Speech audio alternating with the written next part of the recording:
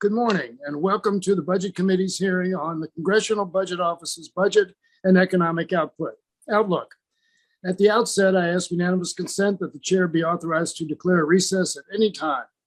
Without objection, so ordered. Now, before I welcome our witness, I will go over a few housekeeping matters. Today, the committee is meeting virtually. Before we begin, I would like to remind members participating in this proceeding to keep your camera on at all times, even if you are not under recognition by the chair. Members may not participate in more than one committee proceeding simultaneously.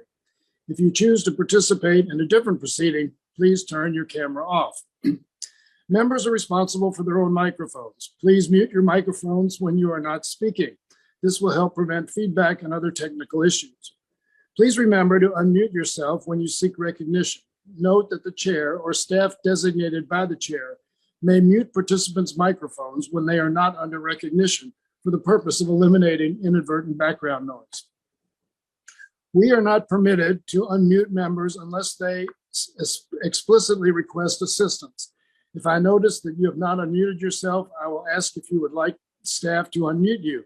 If you indicate approval by nodding, staff will unmute your microphone. They will not unmute your microphone under any other conditions. I'd like to remind members that we have established an email inbox for submitting documents before and during committee proceedings, and we have distributed that email address to your staff. Now I will introduce our witness. This morning we will be hearing from Dr. Philip Swagel, the Director of the Congressional Budget Office. I'll now yield myself 5 minutes for an opening statement. Good morning. I want to thank Dr. Philip Swagel, Director of the Congressional Budget Office, for appearing before our committee today to testify on CBO's newly released Budget and Economic Outlook, also known as the CBO Baseline. Dr. Swagel, your agency is an indispensable partner to Congress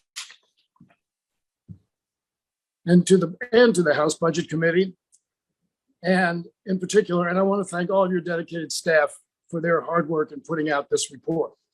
We're holding this committee hearing a little later in the year than usual since Congress did not complete the fiscal year 2022 appropriations bills until March. And CBO needed those final funding levels to finish the outlook.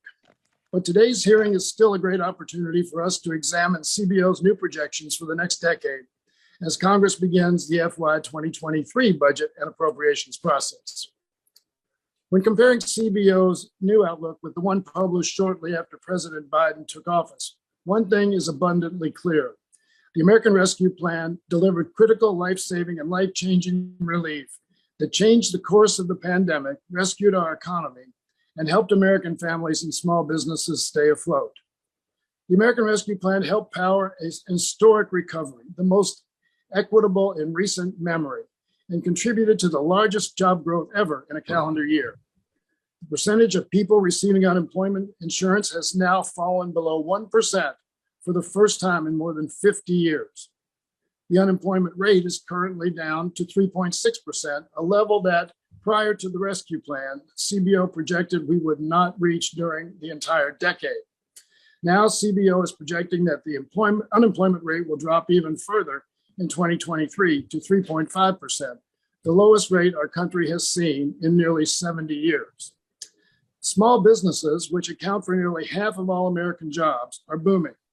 Americans submitted 5.4 million applications for new businesses in 2021, the most in recorded history, and small businesses are creating more jobs than ever before. The rescue plan nearly doubled our GDP growth in 2021. As a result, the U.S. was the first major advanced economy in the world to come back above pre-pandemic levels of GDP. Faster economic growth has boosted hiring and wages and powered record deficit reduction. CBO projects we're on track to see the deficit shrink by 1.7 trillion from 2.8 trillion in 2021 to 1.1 trillion this year. All of these indications are evidence of the same truth.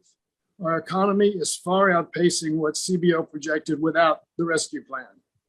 The rescue plan laid the foundation for America's unprecedented recovery and economic resilience, and we are in a far better place because of it.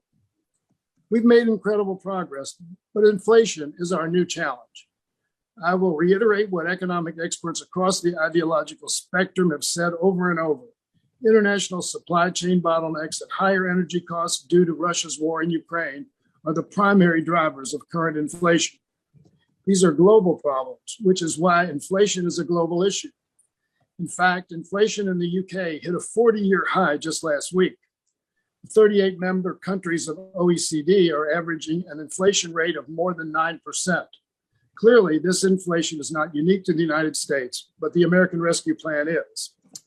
Because we enacted this legislation, American families, state and local governments, and our national economy are facing this new challenge from a position of economic strength. But additional action is necessary to protect Americans from rising costs and keep our economy strong.